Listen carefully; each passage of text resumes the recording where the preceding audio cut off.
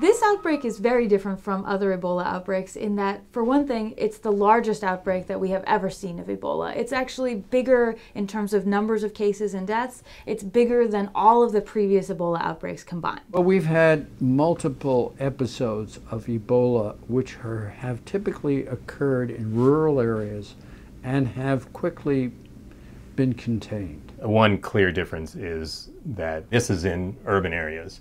So much higher density, requiring much more sophisticated infrastructure in the hospitals to actually contain this thing. So you can easily explain the differences and the inability to be able to contain this outbreak. In many parts of sub-Saharan Africa, there's been sustained civil and military unrest and military conflict, and that unravels public health and health infrastructure faster than just about anything else. And so, we see a number of countries here where the outbreak has been particularly severe that have also suffered through sustained civil war, which leaves very little in its wake in terms of health services and public health infrastructure. In Liberia, there's something like 70 doctors for the whole country right now.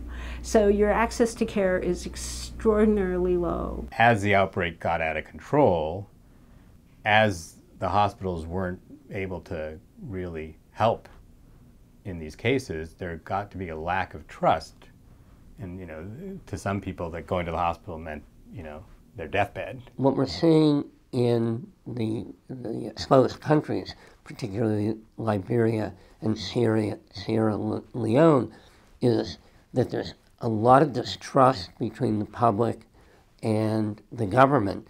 And the government doesn't necessarily have the capacity to use quarantine and isolation in the way we do here. One of the things that has come out of all of these estimates by WHO, CDC, research groups, including research groups here, our own, is that it does seem like by the end of October, a lot of the estimates are saying that you would expect to see perhaps up to even 20,000 cases. The key, I think, to all of this, in fact, will be ensuring that no matter what we do in terms of rendering aid to other countries around the globe in controlling outbreaks like this, that we must attend to the issue of building internal sustainable capacity in these countries, both in public health and in medical care.